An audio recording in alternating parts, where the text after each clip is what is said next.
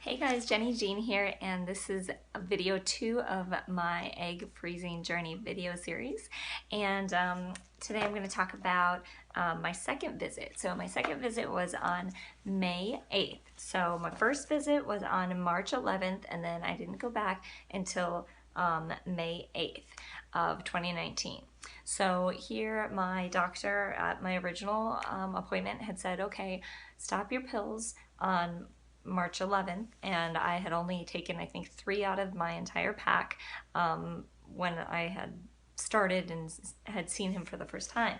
And he said you should have 2 periods by the time I see you next, and that didn't happen. So I was supposed to have one on March 31st, another one in April, and those did not come, and I was freaking out because I have never been late my entire life. So as explained in my first video, I didn't really know that it wasn't really an actual period that I was having. It was just a withdrawal bleed all those years. So at my second visit, we basically just did blood work. So with my blood work, my TSH came back a little bit more spiked. It was at 2.98.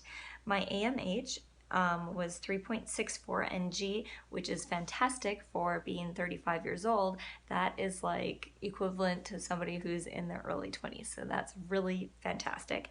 My progesterone was at 0.182, and my HC beta, which is also a pregnancy test because they wanted to make sure that I was not pregnant, that came back obviously negative.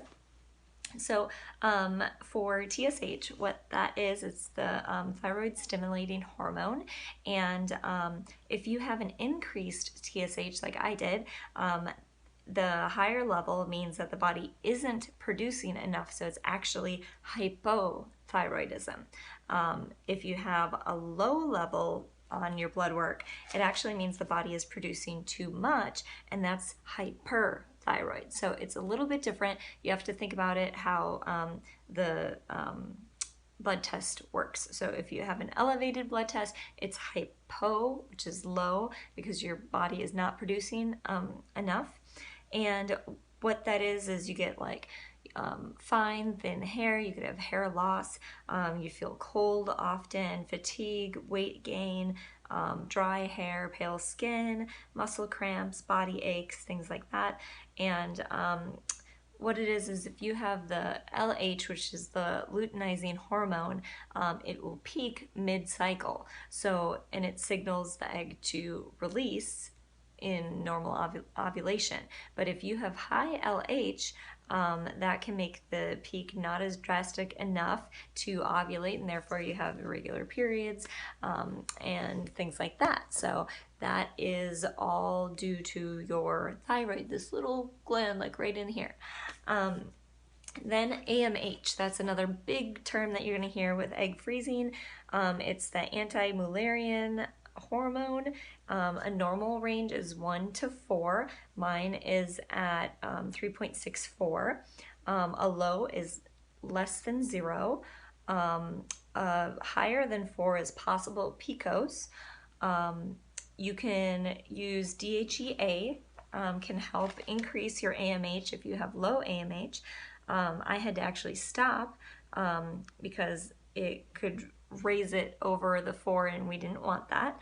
I started prenatals, the OVA Boost, OB Complete.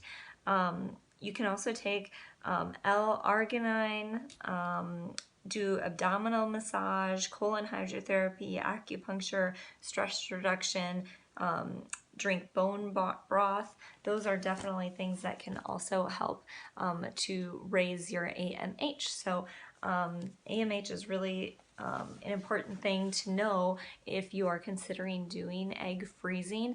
That's one of the major things. So your first one would be to get an ultrasound and see if you have follicles produced. The second thing is to get your AMH and to see where your thyroid level is at. So I will go into the third video shortly here and let you know how that went. Bye guys.